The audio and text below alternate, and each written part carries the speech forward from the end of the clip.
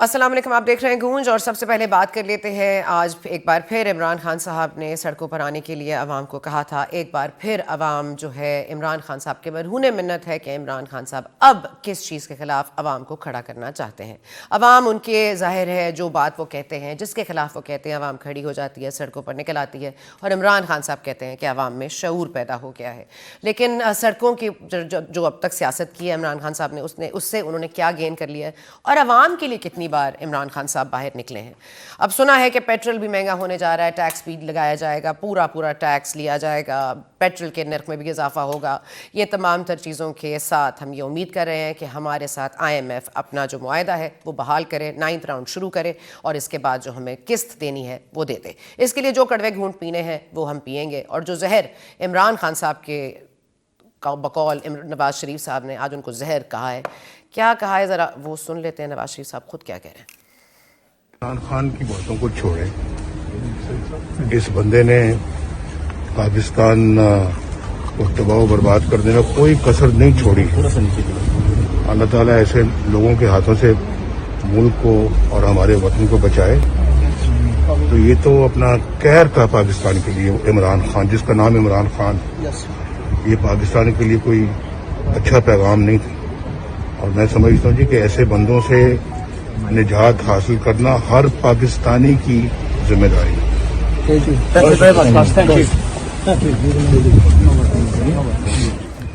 جی، اور اس میں آپ سن رہے ہیں کہ عمران خان صاحب کو قہر کہا جا رہا ہے، اور یہ قہر جب نازل ہوا تھا تو اس میں حکومت جو اس وقت کی حکومت ہے، اس وقت کی اپوزیشن تھی، اس نے حکومت ہی کیوں بنائی تھی، اور یہ زہر ہم پر یا قہر ہم پر یہ انڈولا ہی کیوں گیا تھا، اتنے سال بھی ہم پر کیوں انڈولا گیا، اور اب کیوں یاد آ رہا ہے کہ یہ قہر تھا۔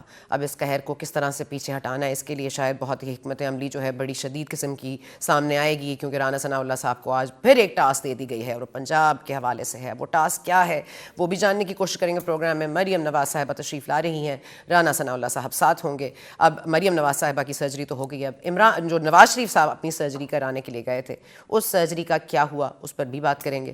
پرویز الہی صاحب سے ملاقاتیں کرتے ہیں۔ پرویز الہی صاحب کی ملاقات کی اندرونی کہانی سامنے آ گئی ہے۔ وہ کہہ رہے ہیں کہ کل وہ عدالت میں اس کو چیلنج کریں گے، نگراں وزیر اعلیٰ کی پوسٹ پہ جس کو نامزد کیا گیا ہے، وہ الیکشن کمیشن کا جو فیصلہ ہے اس کو کل عدالت میں لے کے جا رہے ہیں۔ تمام چیزیں عدالت میں ہی طے ہوں گی یا سڑکوں پر طے ہوں گی، لیکن اس میں مریم صاحبہ کی تجویز بھی سامنے آ گئی ہے۔ وہ کیا کر رہی ہیں، وہ کیا کہہ رہی ہیں، ذرا سنیے۔ مریم صاحب تھوڑی سی بات کرنے کہ انہوں نے یہ کہا کہ اعتراض کیا، تو میرا خیال ہے کہ ان کا رونا اب شروع ہو گیا ہے، اور اگر کسی پہ کے نام پہ اعتراض ہے تو فرح گوگی صاحبہ کو لگا دیں، پنجاب کا نگران وزیر اعلیٰ، کیونکہ پنجاب کو چلانے کا تجربہ ان کے پاس ہے۔ السلام علیکم میڈم، کیسے ہیں؟ جی، یہ آپ نے ان کی رائے بھی جان لی، مریم صاحبہ کیا فرما رہی ہیں، لیکن یہ مذاق تھا یا واقعی سیریس ہے اس معاملے میں، اس پہ جاننے کے لیے بھی مزید بات کریں گے پروگرام میں۔ لیکن ظاہر ہے آج الیکشن کمیشن نے پھر ایک بار بلایا تھا، اور ظاہر ہے وارنٹ گرفتاری جاری کرتے ہیں تو الیکشن کمیشن کہتی ہے آپ ہائی کورٹ جا کر ضمانت لے لیتے ہیں۔ آج انہوں نے کہا جی اسد عمر صاحب کراچی میں ہیں، فواد چودھری صاحب کراچی میں ہیں، اور عمران خان صاحب علیل ہیں، اس لیے کوئی نہیں آئے گا۔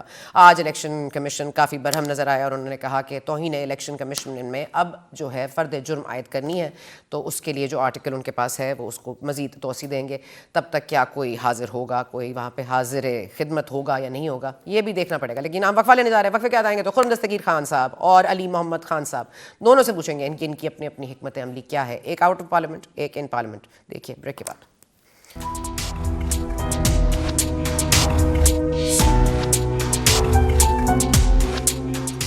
And welcome back. As promise ہمارے ساتھ موجود ہیں علی محمد خان صاحب، پاکستان تحریک انصاف کے سابق نیشنل اسمبلی کے رہنما، اور وہ اس لیے کیونکہ یہ بہت فخریہ کہتے ہیں کہ ان کا one of the first few استعفے تھے جو منظور ہوئے تھے۔ علی محمد خان صاحب بہت شکریہ، آپ نے ہمارے لیے آج وقت نکالا۔ سب سے پہلے سر یہی پوچھنا چاہوں گی، یہ جو چوہے بلی کا کھیل چل رہا ہے کہ پہلے 35 اپروو ہوئے، پھر دوبارہ 35 اپروو ہوئے، آج جو رہے سہے تھے 43 اپروو ہو گئے، 2 جو ہیں شاید نہیں دینا چاہتے استعفے اور باہر ملک ہیں تو وہ ان کے نہیں ہوئے۔ اب اسٹریٹجی جو ہے وہ آپ کی عوام کو نگراں وزیر اعلیٰ کے لیے سامنے لانے کے لیے ہے کہ ان کے خلاف مقابلہ کیا جائے، جس کے لیے آپ عدالت جا رہے ہیں۔ اب ان استعفوں پر بھی کوئی عدالتی چارہ جوئی کی جائے گی یا ایکسیپٹ کر کے اب آپ لوگ سکون سے بیٹھیں گے؟ بہت شکریہ جی، بسم اللہ الرحمن الرحیم، اللہم صلی وسلم مبارک علی سیدنا محمد۔ دیکھیں میرا خیال ہے کہ جو وزیر اعلیٰ ہیں محسن نقوی صاحب جو ہیں، ان کے خلاف تو سپریم کورٹ جانا ضروری بھی ہے اور اس کا فیصلہ بھی ہوا ہے، کیونکہ ایک اصولی فیصلہ ہے. دیکھیں 12 کروڑ کا صوبہ ہے، اس کو آپ کنٹروورسی میں نہیں ڈال سکتے، کیونکہ ابھی ایک کام ہوا نہیں ہے اور شروع سے ہی کنٹروورسی میں ڈل جائے. کیونکہ میں مانتا ہوں الیکشن کمیشن کا اختیار تھا، لیکن ان کو 12 کروڑ میں سے کوئی ایک بندہ ایسا ضرور ڈھونڈنا چاہیے تھا، کوئی کوشش کرنی چاہیے تھی. میرے خیال میں مل جاتا ان کو. پنجاب میں بڑے قابل لوگ موجود ہیں جو ہمیں اور نون کو اور پیپلز پارٹی کو قابل قبول ہو، کیونکہ گیم شروع ہونے سے پہلے ہی جو ہے نو بال کر دی گئی ہے. تو یہ ایک اچھا آغاز نہیں ہے. محسن صاحب جو ہیں ان کی جو شخصیت ہے، ایک تو لیگلی جو والنٹری ریٹرن نیب والا ایشو ہے، ایک تو وہ ہے. دوسرا دیکھیں ایک اور چیز ہے، جب آپ اپنا اوپن بائس شو کر دیتے ہیں، نارملی آپ جوڈیشری میں بھی ایسا ہوتا ہے. ایز اے لائر ہم لوگ یہ دیکھتے تھے اور ہمیں پڑھایا بھی گیا، ہم نے دیکھا بھی کہ ایک جج اگر اوپن اس کا بائس ہو تو آپ کہتے ہیں کہ ہمیں آپ پہ اعتماد نہیں ہے، تو پھر وہ اس پہ نہیں بیٹھتے. اوپن بائس ہے محسن صاحب کا، کیونکہ ان کا چینل یا ان کی جو ڈیسیجن میکنگ ہے، ان کی جو پبلک سٹیٹمنٹس ہیں، تو یہ ساری چیزیں ان کو کنٹروورشل بھی بناتی ہیں. اور کسی بھی کیئر ٹیکر کے لیے بنیادی ضرورت یہ ہے کہ وہ حقیقی معنوں میں غیر جانبدار ہو. میں وہ انگریزی والا لفظ یوز نہیں کر رہا، غیر جانبدار. ٹھیک ہے. مجھے یہ فرما دیجیے گا سر، اتنا اگر وہ ایک تو جو نیب والا کیس ہے اس میں تو لیٹس ناٹ فرگیٹ کہ وہ کوئی ان کے اوپر کرپشن کا کیس نہیں تھا. انہوں نے جس سے پیسے لیے تھے بزنس میں، ان کو پتا چلا کہ وہ کرپٹ پریکٹسز سے انہوں نے وہ پیسے بنائے ہیں، تو انہوں نے والنٹیرلی جا کے وہ پیسے عدالت جو نیب میں جمع کرائے. تو لیٹس ناٹ سے کہ یہ ان کا کوئی اس میں معاملہ نہیں تھا. لیٹ می جسٹ ڈیفینڈ ہم آن دیٹ. جہاں پہ پارٹیزن ویو ہے سر، وہ ہم سب کا حق ہے کہ ہماری بھی پوزیشنز ہیں، لیکن ہمیں پتہ ہے کہ طریقہ کار کیا ہے. ہم اپنی پوزیشنز کو کہاں تک یوز کر سکتے ہیں اور کہاں تک مس یوز کرتے ہیں، یہ ہم پر ہے. اور یہ اگر ہمیں آپ کو لگتا ہے کہ وہ مس یوز کریں گے تو you have the authority and the power to see and identify. لیکن آپ صرف ایک آدمی کی پوزیشننگ پہ آپ اس کو غیر جانبدار کہہ رہے ہیں. خیر دیٹ از یور سے. لیکن let me come back to the question. Sir یہ بتا دیجیے گا نہیں ایک منٹ سر، یہ دیکھیں یہ کوئی آؤٹ آف دا باکس نام نہیں آیا تھا نا. یہ دو نام دیے گئے تھے، احد چیمہ صاحب اور محسن نقوی صاحب. ٹھیک ہے، آپ کی طرف سے سکھیرا صاحب اور دوسرا نام تھا. میں کہہ رہی ہوں 3 دن آپ لوگوں کی ڈسکشن ہوتی رہی ہے نا. اگر یہ اتنے دیرینہ دشمن تھے عمران خان صاحب کے، میری تو عقل نہیں مانتی کہ اگر وہ واقعی جس طرح عمران خان صاحب ان پہ الزامات لگا رہے ہیں کہ فرنٹ مین تھے، مین آدمی تھے، باجوہ صاحب کے فرنٹ مین تھے، کبھی زرداری صاحب کے فرنٹ مین تھے، مطلب یہ کہہ دینے میں، اور یہ اب سے پہلے ہم نے کبھی محسن نقوی صاحب کا ذکر نہیں سنا. ان 3 دنوں میں جب تک یہ مشاورت ہوتی رہی ہے ہم نے نہیں سنا. اگر اتنے دیرینہ دشمن تھے، اتنی زیادہ مسئلہ تھا، تو تب واویلا کیوں نہیں مچایا گیا؟ یہ الیکشن کمیشن کے نامزد ہونے کے بعد ہی کیوں واویلا مچایا جاتا ہے؟ آپ لوگ اس وقت کیوں نہیں مان گئے تھے احد چیمہ پہ؟ یا پھر آپ کسی اور کو نام کر دیتے؟ آپ کہہ رہے ہیں کہ 12 ملین میں ان کو کوئی نہیں ملا، تو آپ ڈھونڈ لیتے کوئی تیسرا آپشن. دیکھیے یہ تو بڑا ہی میں سمجھتا ہوں ایک بچکانہ سی منطق ہے کہ کسی ایک شخصیت کے لیے ان کی کیا سٹیکس ہیں. Who is Mohsin Naqvi for that matter? Who is Mohsin Naqvi? It doesn't matter. What matters is 12 crore عوام of Punjab. What matters is Pakistan. What matters is کہ اسی پنجاب میں پاکستان کے سابق وزیر اعظم کو گولیاں لگی ہیں، جان کے حملے سے وہ بچے ہیں، اور اپنی حکومت میں اپنے ہی وزیر اعلیٰ کے آگے بے بس رہے. آپ شاید آپ کو عرض کرتا ہوں نا، میں عرض کرتا ہوں. دیکھیں میں یہ کہہ رہا ہوں کہ اس نقطے پہ آپ میرے ساتھ شاید ایگری کریں کہ کیا پاکستان اس وقت جب ہم معاشی تباہی کا شکار ہو چکے ہیں اور ہر طرح سے ہم تنزلی کا شکار ہیں، کیا ہم اناؤں کی جنگ برداشت کر سکتے ہیں کسی بھی طرف سے؟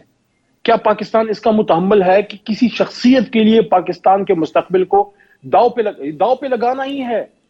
12 کروڑ کا صوبہ ہے، وہاں سے جو جیتے گا وہ وزیر اعظم بنے گا، اور اس کو ایک ایسی شخصیت کے لیے اس کے کوئی سٹیکس نہیں ہے. میں سمجھتا ہوں ٹھیک ہے وہ اپنی فیلڈ میں کہیں جو بھی دوسرا کام کریں گے، ایک محترم آدمی ہوں گے، لیکن اس کام کے لیے سوٹیبل اس لیے نہیں ہے کہ ایک سب سے بڑی جماعت، کروڑوں ووٹ لینے والی جماعت جو ہے، اس کو اس پہ اعتماد نہیں ہے. تو آپ 12 کروڑوں میں سے کسی اور کو لیں، یا کسی کی خاص فرمائش ہے، کسی کی خواہش تو نہیں ہے جس کو پورا کیا جا رہا ہے.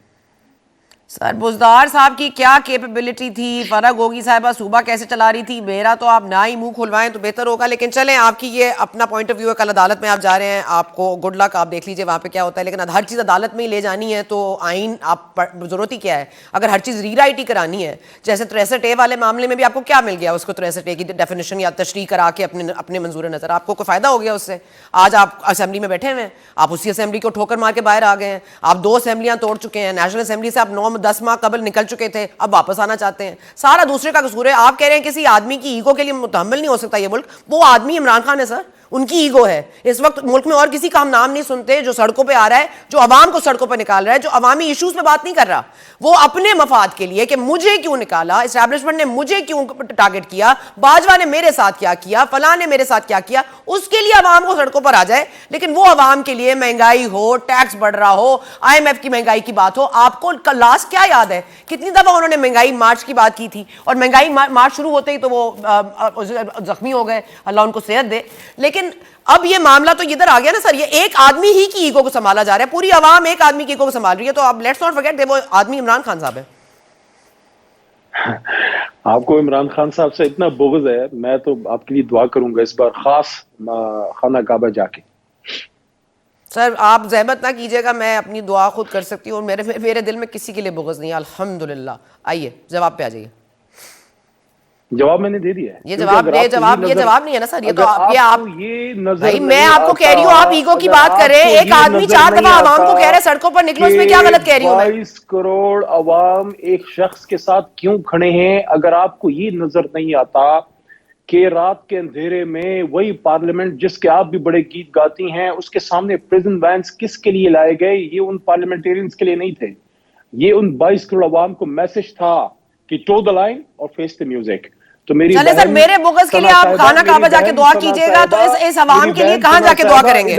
چلے میرے بغض کا تو حل نکال لیں گے آپ خانہ کعبہ جا کے, ٹھیک ہے نا سر, میرا بغض نکال لیں گے, عوام کے مسئلوں کو نکالنے کی بات کریں. عوام کو اس رٹ سے کیسے نکالیں گے؟ کھانے نہیں آتے. یہ آدمی آپ کے لیے, آپ کو نہیں پتا لیکن آپ کے بچوں کو کل انشاءاللہ پتا ہوگا, اس نے گولیاں آپ کے بچوں اور اس ملک کے لیے کھائی ہیں. یہاں لوگ گولیاں کھلاتے ہیں, کھاتے نہیں ہیں. آدمی اس ملک کے لیے کھڑا ہے, آپ کو نہیں پتا, تو میں آپ کے لیے دعا کروں گا. آپ اگلا سوال سر میں نے آپ سے یہ پوچھا کہ ٹھیک ہے آپ میرے لیے دعا کریں گے, اللہ آپ کی دعا قبول فرمائے انشاءاللہ, اور میں کہہ رہی ہوں عوام کو اس رٹ سے نکالنے کے لیے, اس مہنگائی کے زور و شور سے نکالنے کے لیے کوئی دعا کریں, ہم بھی کوئی اجتماعی دعا کریں, یا عمران صاحب کھڑے ہو جائیں, یا بغض بھول جائیں, یا آپ کی ہاں میں ہاں ملانا شروع کر دیں, آپ کو اسمبلی میں واپس لے آئیں, تو پھر زبان کا بھلا ہو جائے گا. نہیں, آپ نے اپنی رائے کا اظہار کیا ہے اور میں نے اس پہ آپ کو اپنا جو میں سمجھتا ہوں میں نے اس پہ آپ کو جواب دیا ہے. میں نے آپ کو بتانے کی کوشش کی ہے کہ 22 کروڑ عوام جو ہے وہ جاہل نہیں ہے. وہ اگر ایک شخص کے پیچھے کھڑے ہو گئے تو ان کو لگتا ہے کہ وہ جو بات کر رہا ہے وہ ان کے دل کی بات ہے. ہاں اشرافیہ کی شاید نہیں ہوگی, تو ٹھیک ہے, ہم اشرافیہ کی ذمہ دار تو نہیں ہیں.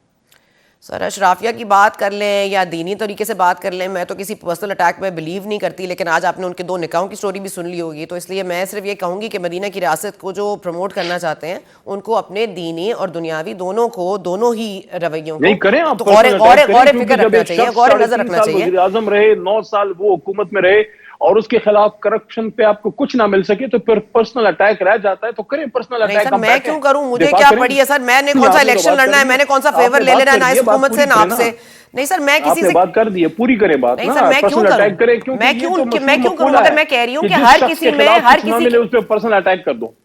ہم تو اس کے عادی ہیں, ہم تو اس کے عادی ہیں. چلے سر آپ پرسنل اٹیک کر کے, آپ نے پرسنل اٹیک کر کے خوشی ہو گئی آپ کو, چلے آپ میرے لیے دعا گو ہیں, میں بھی آپ کے لیے دعا گو ہوں. آگے چلتے ہیں, مجھے یہ بتا دیجیے اس عوام کو اس مہنگائی سے کیسے نکالیں. سر الیکشن سن رہے ہیں, اب میری بات سن لیں, میرا سوال تو سن لیں سر, میرا سوال سن لیں, میرا سوال سن لیں. میں صرف یہ کہہ رہی ہوں کہ آج ہم یہ سن رہے ہیں کہ یہ 3 ماہ کا معاملہ نہیں ہے, یہ کوئی اب آپ کے خود کے جو MNAs ہیں, جو آپ کے خود کے MPAs ہیں, وہ کہہ رہے ہیں, بازگشت سنائی دے رہی ہے کہ یہ جو انٹرم سیٹ اپ ہے یہ 3 ماہ کے لیے نہیں ہوگا, یہ 7-8 ماہ کے لیے ہوگا. کیا ایسی آپ کو بازگشت سنائی دے رہی ہے سر؟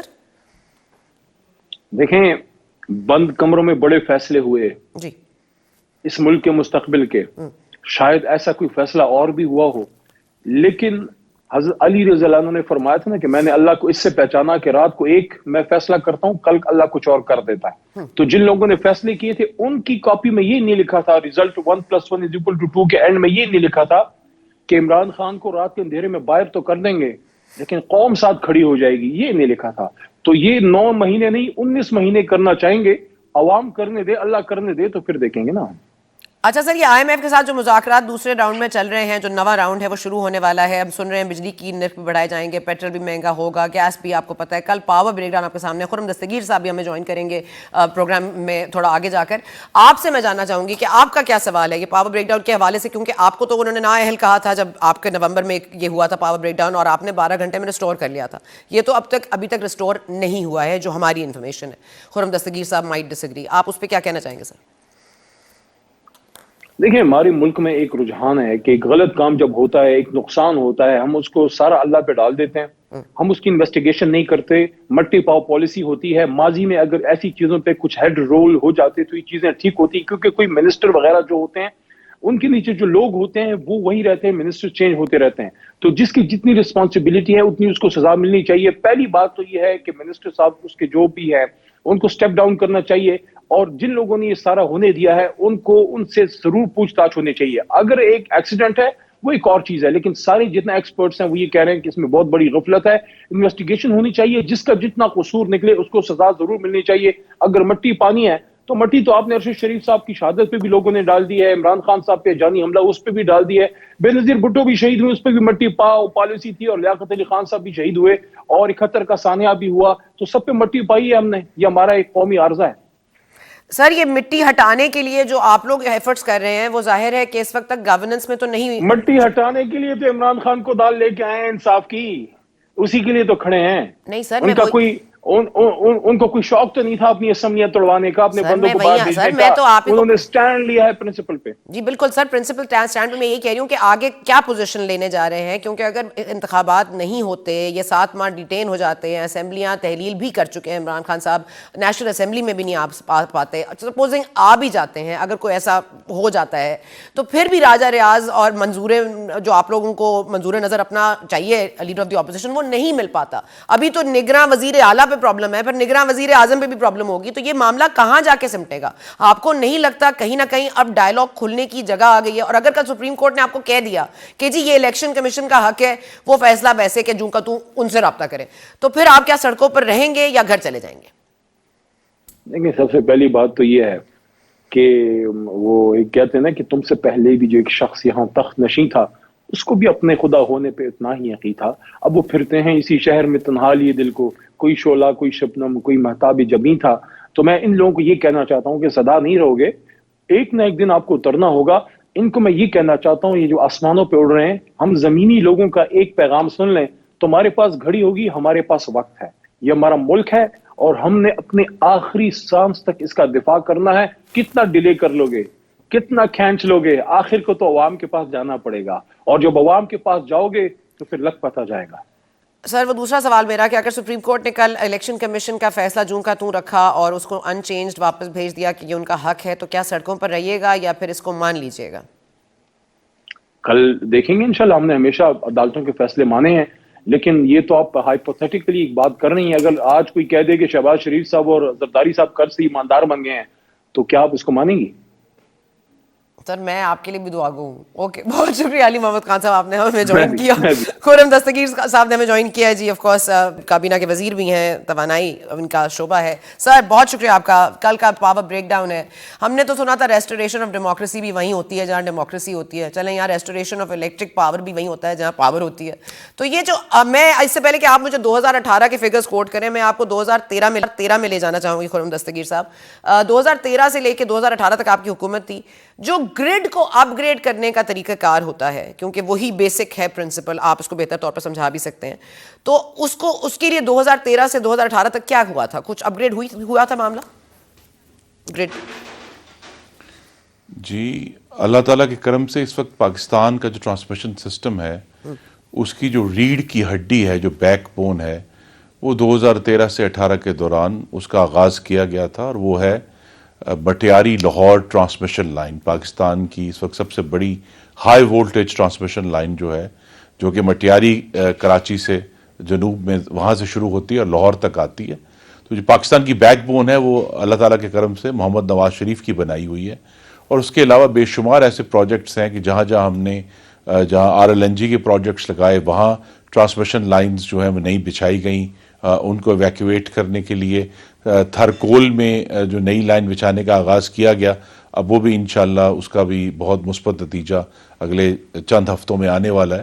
اور اسی طرح پاکستان کے شمال میں نئی لائنز کا آغاز ہوا، جو کہ پھر 4 سال ایک چونکہ ترقی دشمن اور سی پیک دشمن حکومت تھی تو اس پر کوئی پیش رفت نہیں ہوئی، لیکن اس حکومت نے آتے ہی ہم نے وہ تمام کام جو ہیں وہ دوبارہ آن کر دیے. سوکی کناری کی جو ٹرانسمیشن لائن ہے وہ آن ہو گئی ہے، اور سندھ میں نئے گرڈ سٹیشنز کے افتتاح بھی میں گیا ہوا تھا جہاں یہ جمپیر ہے ادھر گرڈ اسٹیشن مکمل ہوا ہے اور نئے گرڈ اسٹیشن جو ہیں وہ چاروں صوبوں میں ہم نے ان کی سنگ بنیاد رکھ دی ہے. تو پہلے بھی جو ہے پاکستان کا ٹرانسمیشن سسٹم اس کی تعمیر ہم نے کی تھی اور آج بھی یہ اعزاز 4 سال بعد پھر ہمارے حق میں آیا ہے کہ ہم دوبارہ سے اس کے جو نئے پروجیکٹ چونکہ آنے ہیں دیامیر بھاشا نارتھ سے آنا ہے ساؤتھ میں تو اس کے لیے تیاری شروع کر دی ہے. اور جس طرح سکھی کناری والا میں نے آپ سے کہا اس کی ٹرانسمیشن لائن بہت مشکل پہاڑوں میں سے گزر کر آنی ہے اس کا آغاز کر دیا. اور جو ہمارے ساؤتھ میں اور پاکستان میں جو پروجیکٹس لگ رہے ہیں ان کے لیے بھی ٹرانسمیشن لائنز کا آغاز کر دیا. اچھا سر یہ پیش نظر کہ ظاہر ہے ابھی تو سردی کا موسم ہے پھر ظاہر ہے summers are around the corner پھر وہ جب اس میں بھی لوڈ شیڈنگ کے گھنٹوں میں ظاہر ہے کہ اضافہ ہوگا.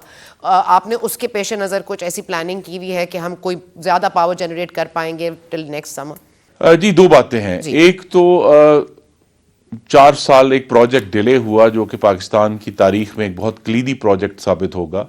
شنگھائی تھر کول کا پروجیکٹ ہے جو کہ ڈیلے ہوا. اب انشاءاللہ اگلے چند ہفتے میں اس کا باقاعدہ طور پہ افتتاح پرائم منسٹر فرمائیں گے.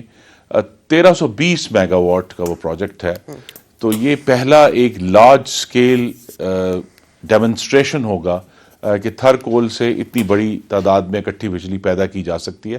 ابھی تک تھر کول سے سب سے زیادہ بجلی جو پیدا کی گئی تھی وہ 660 میگا واٹ کی جو بھی اینگرو تھر کول کا پروجیکٹ. کل ہم نے وہاں سے بھی لیا ہے نا سر, کل آپ نے وہاں سے بھی لی ہے پاور, آئی مین اگر اسی پروجیکٹ سے لی ہے نا کل آپ نے اوچ کے ساتھ ساتھ؟ جی وہ ہمارے پاس جی ہمیں اس نے فائدہ پہنچایا کہ جو سندھ کے سیلاب زدہ علاقے تھے وہاں پھر کل پورا دن جو ہے بجلی نہیں گئی, وہاں بجلی موجود تھی کیونکہ ہمیں ادھر سے بھی سپورٹ مل رہی تھی. اور جو اچ پاور ہے بلوچستان میں وہاں سے بھی ہم نے جو سیلاب زدہ علاقے تھے نوشہر و فروز, لاڑکانہ, میہڑ, خیرپور, ناتن شاہ ان میں کل تمام دن بجلی نہیں گئی, وہاں بجلی موجود تھی کیونکہ وہاں ایک آئیلینڈ سا کریٹ ہوا یہ اس بجلی کی جنریشن کی موجودگی کی وجہ سے. اچھا سر کیا کاز معلوم ہو چکا ہے کیونکہ شہباز شریف صاحب نے بھی ایک کمیٹی تشکیل دی تھی, آپ بھی آن گراؤنڈ موجود رہے, آپ نے بھی تمام چیزیں مانیٹر کی ہوں گی, کوئی ہمیں وجہ پتہ چل پائی ہے کہ اتنی بڑی سطح پہ اتنا بڑا بریک ڈاؤن؟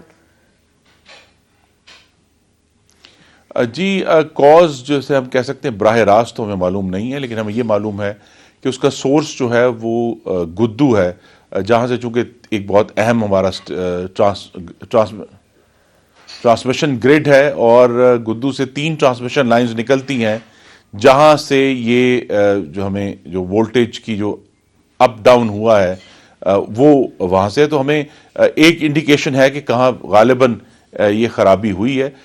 تو ایک لیکن یہ کہ دوسرا یہ کہ ہمیں یہ بھی جو وجہ بنتی ہے وہ یہ ہے کہ جو جنوری کی راتوں میں پاکستان کے پورے سال میں سب سے کم جو الیکٹریسٹی ڈیمانڈ ہے وہ ہوتی ہے. اس طرح پرسوں جو ہے صبح 5 بجے تقریباً 8600 میگا واٹ صرف پورے ملک کی ڈیمانڈ رہ گئی تھی. تو جب ڈیمانڈ اتنی گرتی ہے تو سسٹم میں تھوڑی سی پرابلم اٹھتی ہے, وہ بھی ایک اس کی پاسبل وجہ ہو سکتی ہے. حالانکہ جب یہ بریک ڈاؤن ہوا 7:30 بجے تب تک ہم 11,500 تک پہنچ چکے تھے. دوسرا ایک امبیلنس بھی کریٹ ہوتا ہے کہ ہائیڈل پاور جو ہے پاکستان کے شمال سے وہ کم ہوتی ہے اور ساری پاور جو ہے ہم جنوب سے لے رہے ہوتے ہیں, ونڈ پاور سے, تھر کول سے, دوسرے پلانٹ سے. تو اس کی وجہ سے بھی امبیلنس ہے. لیکن اس کا جو ایگزیکٹ جو وجہ ہے وہ بھی پن پوائنٹ کرنی ہے اس جو انکوائری کمیٹی بنائے گی. لیکن بہت سارا بہرحال ڈیٹا موجود ہے جس کو ہم بھی اس کی تفتیش کر رہے ہیں جس کے ذریعے ہم کمیٹی کو رپورٹ کر سکتے ہیں. ٹھیک ہے سر, اب ظاہر ہے آئی ایم ایف کے ساتھ ہم 9th راؤنڈ کرنے جا رہے ہیں. آج شہباز شریف صاحب نے بڑا اوپنلی کہہ دیا ہے کہ جو بھی ہماری ان سے بات چیت ہو رہی ہے چاہے وہ ظاہر ویڈیو لنک کے ذریعے ہو رہی ہو, ان کو یہ بتا دیا گیا ہے کہ جو بھی ٹیکسز لگنے ہیں پتہ ہے ٹیکسز کی مد میں پیسے لیے جائیں گے, پیٹرول قیمت میں اضافہ ہوگا, ڈیزل کے نرخ بڑھیں گے, بجلی کے نرخ بڑھیں گے. اب اس پورے سیناریو میں جو آپ کی پلاننگ ہے اگلے 6 ماہ کی وہ بھی بہت ڈپینڈ کرتی ہے کہ کیونکہ پرائسز جب ایکسیڈ کریں گی from a certain amount to a certain amount تو اس میں آپ کی پلاننگ میں بھی کچھ اضافہ یا کمی ہوگی. کیا آپ کی جو پلاننگ ہے وہ اس سے کس حد تک متاثر ہو سکتی ہے؟ جی عمران خان نے بہت ساری جو زہریلی میراث چھوڑی ہے, پوائزنڈ لیگیسی, اس میں سب سے بڑا جو ہے ان کا 2019 کا معاہدہ ہے جو کہ انتہائی غریب دشمن اور ترقی دشمن معاہدہ تھا جس پر انہوں نے دستخط فرمائے اپریل 2019 میں. یہ اس کے مضمرات ہیں جس کا ہمیں سامنا ہے. انہوں نے کمٹمنٹ کی تھی کہ جی روپے کو فری فلوٹ کریں گے, انہوں نے کمٹمنٹ کی تھی کہ جی سرٹن پیرامیٹرز بجلی کے معاملے میں, گیس کے معاملے میں. تو اب جو ہمیں ہمارے سامنے چیلنج یہ ہے کہ جب IMF سے ہم بات کرتے ہیں کہ بھی وہ ایک گورنمنٹ ایسی تھی جو ذمہ دار نہیں تھی اور رسپانسبل نہیں تھی، تو وہ یہ کہتے ہیں کہ جی وہ بھی تو ریاست پاکستان تھی. اب اس کا ہمارے پاس جواب نہیں ہے کہ ریاست پاکستان نے ایک IMF سے معاہدہ کیا تو ہمیں اس کے اوپر عمل درآمد کا جو ہے ایک بہت بڑا مشکل فیصلہ ہے جو ہم نے پچھلے سال موسم گرما میں بھی کیا، اب دوبارہ کر رہے ہیں، صرف اس لیے کہ پاکستان کی بین الاقوامی ساکھ جو عمران خان مٹی میں ملا کر گئے ہیں اس کی وجہ سے ہمارے جو دوست ہیں اور ہمارے پارٹنرز ہیں وہ پاکستان کی بات پر کمٹمنٹ پر اعتبار کرنے کے لیے تیار نہیں، اور ہر ایک نے یہی کہا ہے کہ جی IMF سے اپنے اکاؤنٹس ویریفائی کرائیں. تو یہ ایک بڑا مشکل مرحلہ ہے جس سے ہم گزریں گے، اور ہمارے لیے اس کا امپیکٹ جو ہے وہ زیادہ اسی پر ہوگا کہ اگر ڈالر کی قیمت مزید بڑھتی ہے تو جو ہمارے امپورٹڈ فیولز ہیں جس کی ہمیں ضرورت پڑنی ہے، پرنسپلی ہمیں جو ضرورت ہے وہ RLNG کی ہے، اور اس کے بعد کچھ حد تک فرنس آئل کی بھی. جب موسم گرما میں پیک ڈیمانڈ 30,000 میگا واٹ تک جائے گی تو اس کے لیے ضرورت پڑے گی، تو وہاں اس میں جو کاسٹنگ ہے فیولز کی اس میں ڈیفینیٹلی اثر پڑے گا. اس لیے ہم بہت سیریسلی ابھی بھی اس کو بہت ریگرسلی فالو کرتے ہیں کہ جو سب سے سستے پلانٹس ہیں ایفیشنسی لسٹ میں انہی کو چلایا جائے اور میرٹ آرڈر میں چلایا جائے، جس میں تاکہ صارفین پر کم سے کم بوجھ پڑے. یہ پالیسی ہم جاری رکھیں گے، اور جو اصل امید اگر کوئی ہے اگلے موسم گرما کے لیے، جیسے میں نے کہا وہ شنگھائی تھرکول کا ہے، اور ایک تھرکول کا ایک اور 330 میگا واٹ کا پلانٹ آنا ہے. تو آلریڈی اس وقت ہم 990 میگا واٹ تھرکول سے پیدا کر رہے ہیں، اور مزید جو انشاءاللہ آنے والے دنوں میں کوئی تقریباً 1600 میگا واٹ اور پیدا کریں گے. تو اس موسم گرما میں ہمیں کوئی 3000 میگا واٹ تھرکول سے اویلیبل ہوگا، تو وہ ایک پش ہے. اور دوسری طرف سے ہم یہی کوشش کریں کہ ہمارے جو پلانٹس تمام جو ہیں وہ اسکیجول کے اور مینٹیننس کے مطابق ہوں. اس میں ہمیں بہت ایک دار و مدار نیوکلیئر پلانٹس پہ بھی ہے، جو K2 K3 میاں نواز شریف نے جن کی بنیاد رکھی تھی، تو K2 K3 کو بھی انشور کرنے کی کوشش کر رہے ہیں کہ وہ موسم گرما میں جب میکسیمم لوڈ آئے گا مئی میں اور جون میں تو ہمارے پاس کیپیسٹی اویلیبل انشاءاللہ ہوگی. کاسٹنگ جو اس کی قیمت کا ایشو ہے وہ ڈیفینیٹلی IMF سے جڑا ہوا ہے. ٹھیک ہے، اوکے سر. اب یہ IMF سے یہ باتیں تو بہت ہوتی ہیں کہ انتخابات ہو جائیں، فوری طور پر آپ کے 70 ارب لگیں گے. کل الیکشن کمشنر صاحب نے فرمایا ہے، عامر ڈوگر صاحب نے ہمیں بتایا کہ انہوں نے کہا ہے 70 ارب تو صرف یہ جو صوبائی الیکشنز ہیں ان میں لگ جائیں گے، تو ظاہر ہے اس میں نیشنل الیکشنز قرار لینے چاہیے، لیکن وہ تو ظاہر نہیں لگ رہا. اور آپ کو IMF کی ایک اور شرط ہے سر، اگر if I am wrong please correct me, کہ وہ انٹرم سیٹ اپ کو پیسے نہیں دیں گے. وہ اس وقت آپ سے یہ تو رائٹنگ میں نہیں لے سکتے، لیکن اتنی بات تو ہوگی نا کہ آپ کی حکومت نے اب مزید یہ جو آپ کی اسمبلی ہے اس نے اپنی 8 مہینے کی تو کم از کم مدت پوری کرنی ہوگی، کم از کم 6 ماہ کی کرنی ہوگی. واٹ از دیٹ ڈیوریشن جو کہ وہ کیونکہ انٹرم سیٹ اپ کو تو نہیں دے سکتے، تو elections are out of question after you sign with IMF. جی دیکھیے، جو پچھلی اسمبلی تھی اس میں جس میں اللہ تعالیٰ کے کرم سے گجرانوالہ کے ووٹروں نے مجھے بھی منتخب کیا تھا، اس نے 13 اگست 2018 کو حلف اٹھایا تھا. تو اس کا مطلب یہ ہے کہ موجودہ پارلیمان کی جو میعاد ہے وہ 12 اگست 2023 کی جو نصف شب ہوگی، the mid night on the 12th of August، وہاں تک اس کی لمٹ ہے. اس کے بعد اسمبلی از خود تحلیل ہو جائے گی، اور اس کا مطلب یہ ہے کہ اگر وہ تحلیل ہوگی از خود تو پھر 60 دن ہوں گے. تو 60 دن کا مطلب یہ کہ 12 اکتوبر 2023 سے پہلے یا اس دن ہمیں انتخابات کروانے. تو یہ سکیجول تو بڑا واضح ہے اور کلیئرلی آئین کے مطابق لکھا ہوا ہے. اینڈ IMF آپ کو یہ بائنڈ کرے گی اس کے ساتھ کہ آپ کو اسی کے ساتھ چلنا ہے، اس سے پہلے آپ کی مرضی اور عمران خان صاحب کی مرضی نہیں چل سکتی؟ جی نہیں، IMF ایسے معاملات میں بائنڈنگ پولیٹیکل ایشوز میں وہ بائنڈ نہیں کرتے، نہ ہی ڈسکس کرتے ہیں. لیکن ایک ضرور ان کے ذہن میں یہ بات ہوتی ہے کہ اگر کوئی بھی ہمیں میڈیم ٹرم یعنی اگلے چند مہینے سے آگے کا معاہدہ کرنا ہے تو وہ پھر انٹرم سیٹ اپ تو اس کی گارنٹی نہیں دے سکتا. تو ان کی خواہش یہی ہوتی ہے کہ وہ ایک سر وقت کم ہے، I'm just going to race through the last few منتخب questions. جب مجھے پریشر آتا ہے کہ وہاں سے وقت کم ہے تو I mean I remember the last few questions مجھے پوچھنا. مریم صاحبہ آ رہی ہیں، رانا ثناء اللہ صاحب آ رہے ہیں، اسپیشل ٹاسک ان کو دے دیا گیا ہے. آپ نے دیکھ لیا ہے کہ وزیر اعلیٰ کے لیے یہ کل جا رہے ہیں سپریم کورٹ. آپ کا ٹیک سر، سپریم کورٹ کیا کرے گی اور مطلب آپ کے نزدیک کیا ہوگا، اور آگے یہ جو کیوس ہے کس طرح سے اس کو نمٹا جا سکتا ہے؟ یہ دیکھیے، یہ جو عمران خان کا جو ان کی ایک ذاتی جو میگلومینیا ہے کہ جی میری مرضی کے اوپر سارا ملک، سارا آئین اور سارے ادارے چلنے چاہیے تھے، تو میری تو توقع ہے اور میری استدعا بھی ہے کہ یہ ایک آئینی عمل ہوا ہے کہ دونوں سائڈوں سے نام آئے، پارلیمانی کمیٹی بیٹھی، اس پہ اتفاق نہیں ہوا، معاملہ الیکشن کمیشن کے پاس گیا اور الیکشن کمیشن نے ایک شخص کا تعین کر دیا۔ اب اگر سپریم کورٹ اس میں، جس طرح پنجاب حکومت کے معاملے میں اب سپریم کورٹ نے ایک عجیب و غریب، آپ کو معلوم ہے کہ ایک یو ٹرن لیا تھا اور کہا تھا کہ نہیں، یہ ججوں کو اجازت ہونی چاہیے کہ وہ اپنے پچھلے فیصلوں کو دوبارہ الٹ سکیں، دوبارہ سوچ کر، بڑے تاریخی الفاظ چیف جسٹس پاکستان لکھ چکے ہیں۔ تو لیکن میری یہی توقع ہے کہ آئین یہی کہتا ہے کہ جب یہ ایک آئینی عمل مکمل ہو گیا ہے تو اس میں پھر سپریم کورٹ جو ہے اس آئینی عمل کو سیکنڈ گیس نہ کرے۔ ٹھیک ہے، نواز شریف صاحب کی واپسی سر۔ جی، نواز شریف صاحب کی واپسی پہلے بھی میں نے آپ کے پروگرام میں عرض کیا تھا کہ نواز شریف نے، لیکن he's put the ball in your court now۔ وہ کہتے ہیں وہ میرے لوگ بتائیں کہ میں کب آؤں، تو سر اب نہیں آئے تو پھر کب آئیں گے؟ جی، ہماری تو اس میں پارٹی کے اندر دو رائے ہیں۔ کچھ لوگوں کا خیال ہے کہ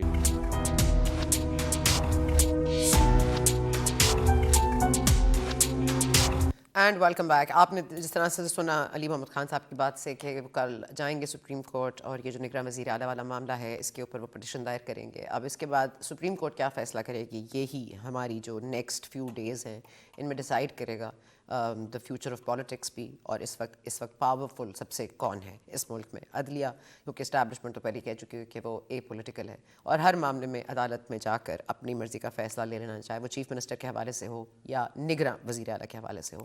عمران خان صاحب کی کب تک مانی جائے گی اور کب تک یہ لاڈ اٹھائے جائیں گے یہ ہمیں دیکھنا پڑے گا، لیکن ساتھ ہی ساتھ IMF کے ساتھ جو کڑوے گھونٹ ہمارے حصے میں آئیں گے وہ اس قہر سے بھی بدتر ہیں جو کہ نواز شریف صاحب بقول ان کے عمران خان صاحب کے ذریعے ہم تک نازل ہوا تھا۔ یہ قہر اس سے بھی زیادہ دردناک ہوگا اور ظاہر ہے بہت مشکل حالات ہونے والے ہیں، لیکن سب سے پہلے ملک کو سنبھالنا ہے۔ ملک سنبھلے گا، اس کا جو خزانہ ہے وہ واپس آئے گا تو ہی ہمیں ریلیف ملے گا۔